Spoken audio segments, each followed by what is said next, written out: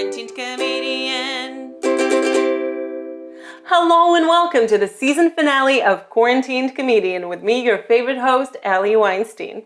For the season finale, we wanted something fresh, something vibrant, something musical. So for the last episode, we have invited Jez Brown.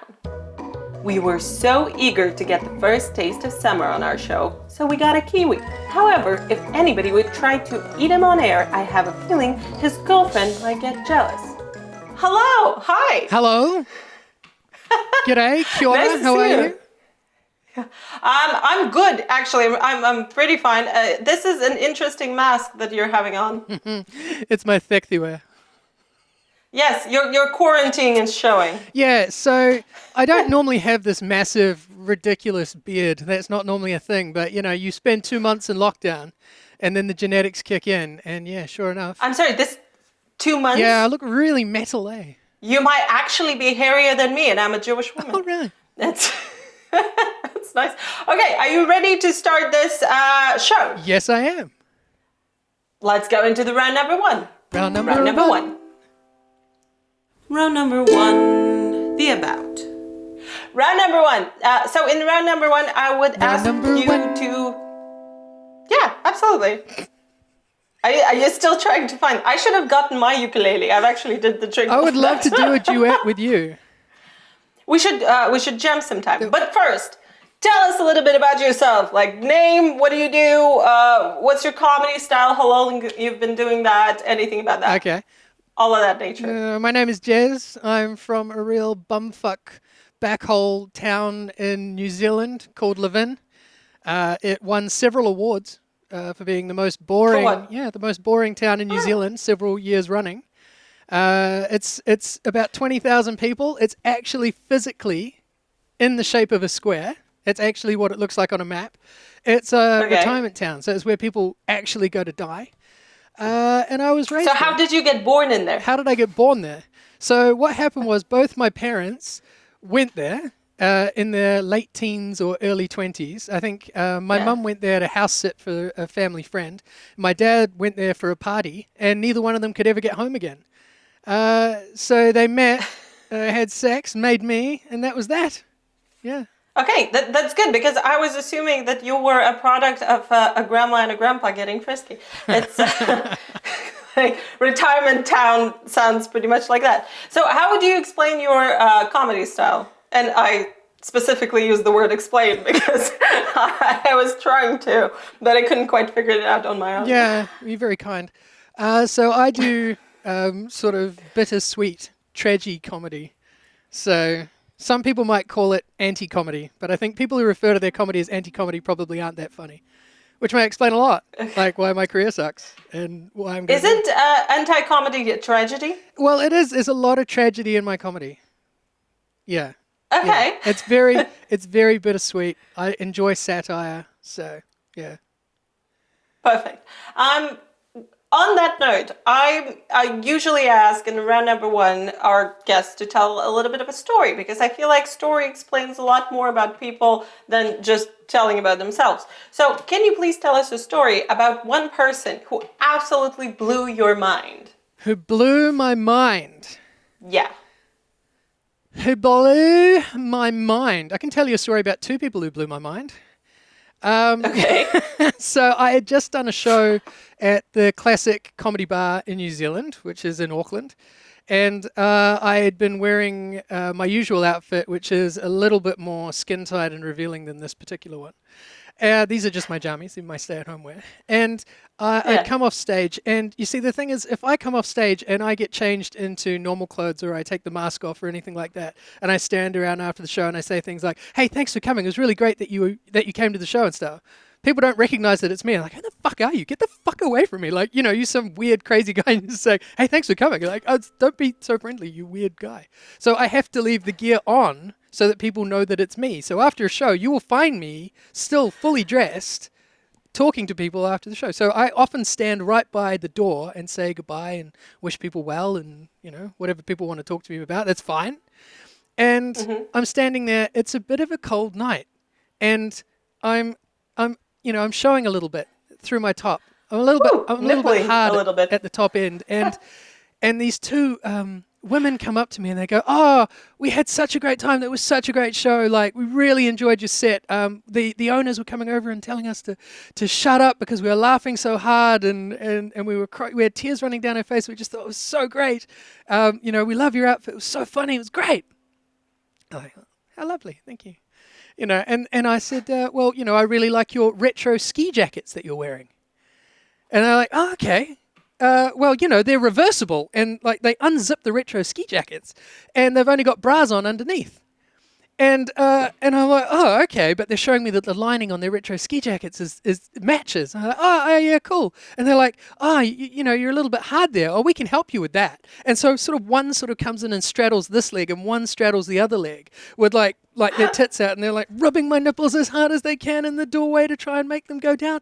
And I'm just like, I'm wearing like full body lycra, right?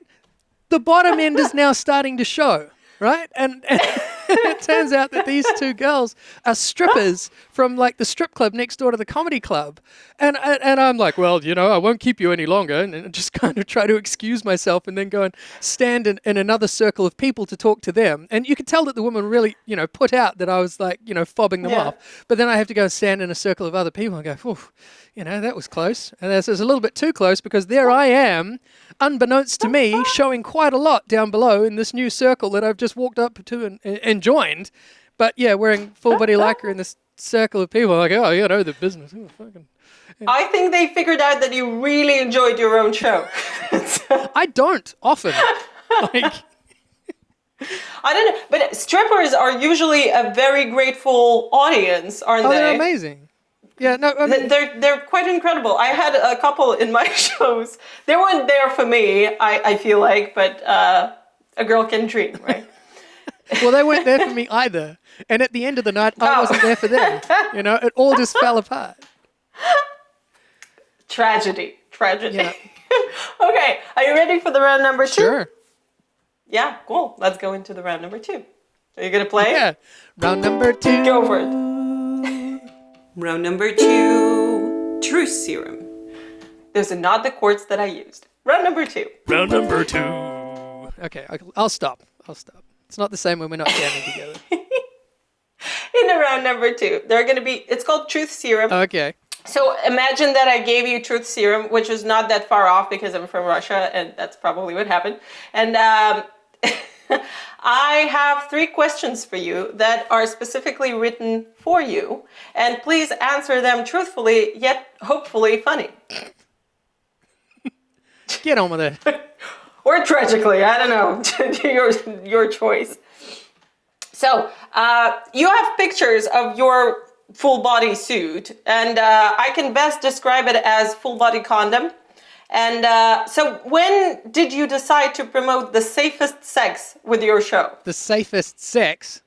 Yes. Yeah, when you're wearing a full body condom, I feel like this is the safest version of sex you can have. Well, the safest version of sex you can have is where you come to one of my shows and you think that I'm attractive, and then we, go backstage and, people are thinking it's all well and cool, and then I take my mask off, and then the sex doesn't happen. So the full body condom is actually better than what's underneath. It's so weird. Like, I get some of the weirdest heckles sometimes from wearing the outfit. Like, some of the stuff that you just can't come back from. Like, I like getting heckled because you can engage with the audience. You can be like, you called me a dick or whatever, and then you just, there's something live about it and something organic that makes it really fun. But sometimes I was doing a show in Wellington in New Zealand, a place called VK's Comedy Bar and Grill. And I'm standing there, and I love the end grill part. It's very specific. So it's very needed there. The old owner. So I'm standing up there on stage, and we've had a massive big laugh, and the laugh comes down, and we have this this lovely little quiet moment, and I'm about to go into the sort of next bit and build it back up again, and out of nowhere, this woman from the front row very quietly and very politely just says, "You have a really nice penis." And you're like, where do you go with that? You can't be like, take the compliment. Yeah, that's it, right? You just have to say, "Well, thank you," and then move forward. But yeah, that sort of thing just knocks you for 6 because you're so used to the abuse or whatever anybody else is saying. And when you get like a full-blown compliment of that nature, there's nowhere to go. I think this is a definition of kill him with kindness. Pretty much a spot on thing. Have you ever forgotten to take off your mask and go into like grocery store? Uh, there are plenty of times where I've forgotten I'm wearing it. Yes.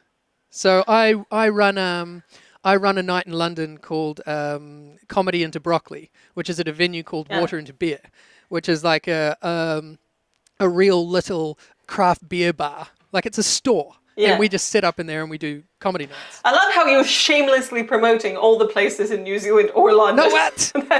Here's a list of places I've been. I've been to.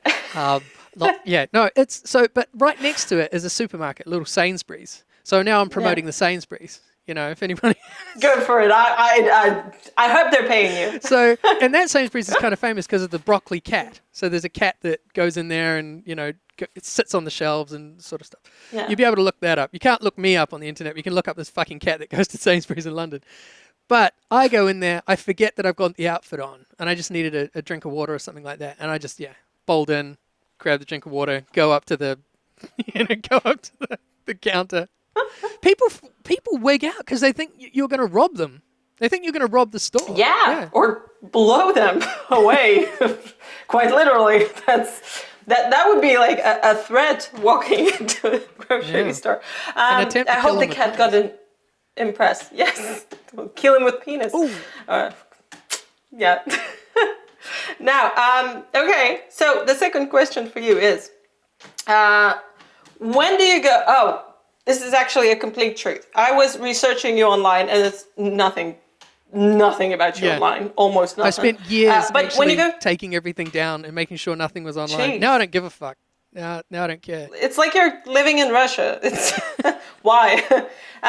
Now, when you go to your Facebook page, there is a website listed. And if you go to that website, it literally takes you to the page that says Jez Brown for sale now. So how hard did quarantine actually hit you? Does it actually? Really? I can show it to you. Yeah, definitely show it to me. Because I had a look at my website today just thinking, oh, she might have done a little bit of research on me. I should have a look at my website. And heaps of the links on my website were broken. And I was like, fuck, and I have to go back and like fix all this shit in the background. But yeah. I think you've listed a wrong website on your Facebook. Because the one that you gave to me was co.uk and the one listed on Facebook is .com. Oh. So your ass is up for sale. There's a story. If you didn't know about that. There's a story there. I used to have jezbrowncomedy. That used to be my website. Mm-hmm. And then what happened was this company who are basically just assholes, basically go in and as soon as your URL comes up for sale, they buy it and then try to sell it back to you for an exorbitant amount of money. So they thought I was really famous and they were trying to extort me for thousands of dollars so that I could get my website back. And so we had an exchange about it on Twitter. You can find this. where me and the scammers were talking to each other on Twitter. And I was trying to tell them, look, I'm not famous. So I'm not going to give you any money. You're avoiding the actual question. How did the quarantine actually hit you? All right. Scabies. So you've decided not to buy it back. So this is the start. Bed sores, scabies, anything you like terrible fungal infections, all the worst stuff. Jeez. Okay, at least it's not coronavirus. Oh, That's fine. I got corona. And this is why all of my videos get demonetized. I had corona. I mentioned shit like this. No way. You did? It fucking sucked. Like for real? Yes. It was really shit. I feel like it's very interesting that you are the last episode of our season. Yeah. And you're going in with actual coronavirus story. Yeah, I had coronavirus. It sucked really badly. I went to hospital. I went to hospital in the UK, and get there and spend the whole day there. Then they're like, "Well, there's no beds, so you may as well go home," and they sent me home again. But yeah, it was 2 weeks of fucking fever and sweating, hot cold sweats, fucking nasty ass cough, heaps of fatigue and just bullshit. I wrote a will. I'm not not kidding. I wrote a fucking will. That's how bad and scared and shit I was when I had it. It sucked, man. I'm very happy that you're back to normal. I'm totally very stoked happy that I'm alive. Have you wrote a song about coronavirus? Well, Did you no, I write haven't, a but I song? mean, we can take a moment right now. Sure, absolutely. Coronavirus is fucking shit. I wish I hadn't had it, wish I'd been sucking tits. 'Cause tits are cool. You Yeah, they know are. what's not cool? Fucking coronavirus. Don't get coronavirus, it sucks. Hey, Allie, don't get the virus. I won't. You know the one I'm talking about, right? Yeah. Herpes. I really try to avoid it in my adult life. Thank you for that little jab. This was absolutely. This has to be the jingle for our second season. Shamelessly asking for jingles. Now, okay. The third and the last question of this round is. Did they kick you out of the country because with your body type, you'd be killed in a game of rugby? You're making fun of the fact that I'm a bit of a midget with a bit of a gut. Is that what you're trying to say? You think that every man from New Zealand is a massive athletic muscle man, don't you? You think they're all like that, and then I come in and I'm just some little midget fat guy, and you're like, you would have died on the rugby field, mate, you know? They'd break you like a stick. I can imagine you on the rugby field, as I imagine all the men that I encounter, and they're mostly naked in my fantasy, which is absolutely off top of my head. And I know that rugby is incredibly popular in New Zealand, and I just thought that you may want to live, so you've escaped the rugby team. Who were chasing me with their sticks and flaming torches. Absolutely. Actually, I left New Zealand specifically for comedy. I left New Zealand to come and try my luck over here in the UK. Yeah. Okay. Yeah. So have you ever played rugby? I have. Yeah, really, really poorly. Successfully? I was really, really bad. See, I wasn't that far off. I was quite good at cricket. You didn't know that. I was quite good at cricket. I trained with the national New Zealand team on a few occasions. No way. Yeah, I did. Nice. I never did that with the All Blacks because, as you say, I would have died. True story. Yeah. That's perfect. You know, but and cricket's such a masculine sport. You know, cricket. Hold out. Yeah. Just holding a stick. Did they ever confuse you with a stick? Is that what you call I was a lot playing with a skinnier then. national I've team? put on about 10 kilos in the last couple of years being here in London, which is 10 too many kilos, and the full body lycra hides nothing. So I really Indian food? need to go for a run. It's not just Indian food. It's this sort of sedentary lifestyle. I don't know if you know this about London, but they want you to work 12 hours a day. It doesn't matter what the job is. They fucking want you to work 6 days a week, 12 hours a day, work you to your death. You know, you wonder why English people are so miserable. I feel like you're talking about like China No, man. or Japan. No, it's England. It's messed up, man. Okay. Yeah. Oh, that's interesting. Okay, this was all for the round number 2. Are you ready for the round number 3? Round number 3. Go for it. Round number 3. Round number 3. Round 3, classic lightning round. In round number 3, it's called a classic lightning round. So I'm going to give you like a span on a classic setup, and you have 10 seconds to come up with a punchline or take this joke anywhere you want. Are you ready? Yes. Perfect. Your first setup is knock knock. Who's there? The queen. Queen who? Okay. 10 knock, seconds. knock. Who's there? It's the Queen.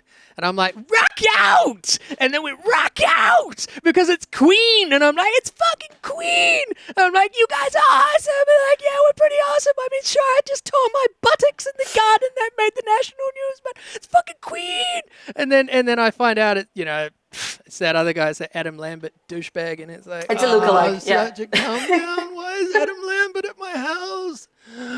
Oh, go away, Adam Lambert. But you're too polite and you can't ask him to leave. You're like, oh, fucking Adam Lambert's at my fucking house. Oh, God, he won't leave. It's like asking me about ornaments and shit. I don't fucking care, Adam Lambert, go away. But yeah, secretly in my mind, don't stop me now. Oh, have a good time. I feel like you're taking off a lot from your chest just now. Okay, the second one is, I hate comedy movies because 10 seconds. I hate comedy movies all the time. True story. Yeah. Okay. They are so shit. So many of them are so shit. Fucking. That's painfully You know true. what I would love to see? I would love to see something like Mall Cop, but Mall Cop in Jurassic Park. So it's fucking Paul Blart on his fucking Segway being chased by dinosaurs or some shit like that, you know? Like, give us some I think they fucking did comedy. something like that in the Late Show when the chick gets eaten by dinosaur that later gets eaten by dinosaur. I think they quite turned it into a comedy. You know what I watched the other day? A really fucking terribly bad movie called Zombiesaurus. It's like Prime Video or something. It's so bad. It's like film school people who haven't even graduated from film school went out and made a film.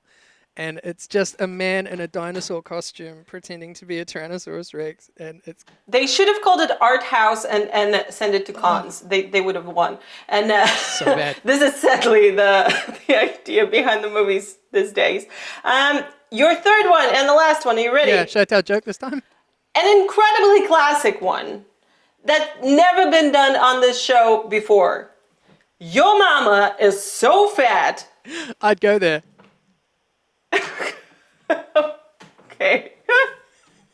I'm sure she's your a final really answer? nice lady. Yeah. I'm sure your mum is just the best. Yeah, so...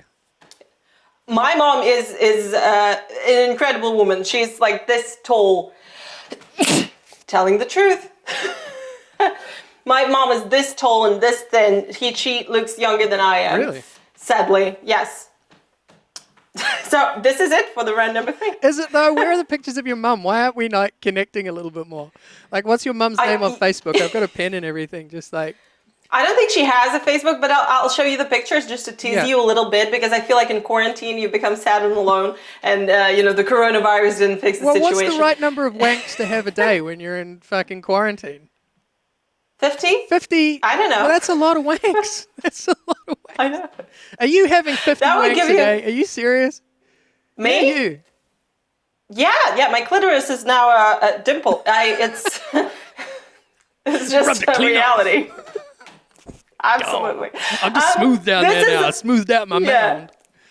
I'm like a freaking angel. It's like, Do you have to say You know, that? Is that have a you seen, government like, the thing? movie- The government make you say that in Russia? no, I was more thinking about Dogma. Do you remember that Yeah. movie? Yeah, so there were angels that got nothing under the belt. So I guess 50 wankings a day would do it to you. Wankings? Is that a word? Never mind. So this was all for the round number 3 and all for our show. Please, now you have the time to look into your camera and tell our viewers absolutely anything you want to tell them. Shout out, promote, sing. You go, man. Okay, here we go. Stop fucking following me on social media. I've had enough of you cunts. You fucking piss me off. Get the fuck off the internet. Go outside and have some fucking fun. Have a wank or something. Fuck's sake. God, shit, fucking damn it. Is it going to be melody Oh, right. to finish yeah, it off? sorry. Did you want a song about puppies or kittens or anything like Do you have a song about wanking? that? Not exactly. Maybe. Wanking. Okay, here's a kittens? song about puppies. Sure. Ready? Oh, you know, like Shar-Pei puppies. You know what a Shar-Pei puppy is? Yeah, And- the wrinkly Yeah, the ones. wrinkly They look like ones. they're 100-year-old. Yeah, with all the extra skin. That's the years one. old. Yeah. Yeah, so this song's about whether or not a Shar-Pei puppy feels the same on the inside. Bum the puppies, bum the puppies, bum the puppies until they're dead. Bum the puppies, bum the puppies, bum the puppies until they're dead. Bum the puppies, bum the puppies, bum the puppies until they're dead. What? Never mind. I feel like Shar-Pei puppies are mostly like uncircumcised penises. Oh, anyway, I'm not finished. Bum the puppies, bum the puppies, bum the puppies until they're dead. Oh yeah, bum the puppies, bum the puppies, bum the puppies until they're dead. All right, bum the puppies, bum the puppies, bum the puppies, bum the puppies, bum the puppies until they are dead. Dead. I just don't think you're really You're getting gonna this. make me Hang on. cry. Bum the puppies, bum the puppies, bum the puppies until they're Dead. dead. That's right. Okay. Bum the puppies, bum the puppies, bum the puppies until they're dead. Sorry, Dead, Ali, dead. what did the puppies die of? Yeah. Bumming. That is correct. Well done. Okay, sing along. Bum the puppies, bum the puppies, bum the puppies, bum the puppies, bum the puppies until they are dead. Dead. Dead. I'm a very shy singer.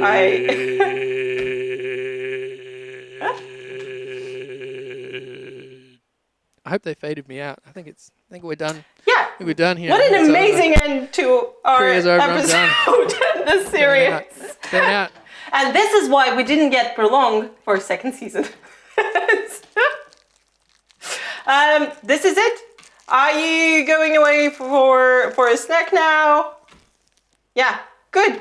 Thank you for doing this with me. Can you still hear me? You can't I'm still still hear on me. the air. Yeah. Fuck. Bye. And this was it for our amazing first season and for this show with Jez Brown. And I'm going to give any links that I have down below in the description box. Find him, look at the Full Body Condom, subscribe to him. He's an amazing person and a very funny comedian. And that was a pleasure to be doing those episodes with you and our comedians. My name is Ali Weinstein. See you in the second season. Bye-bye. Quarantined Comedian.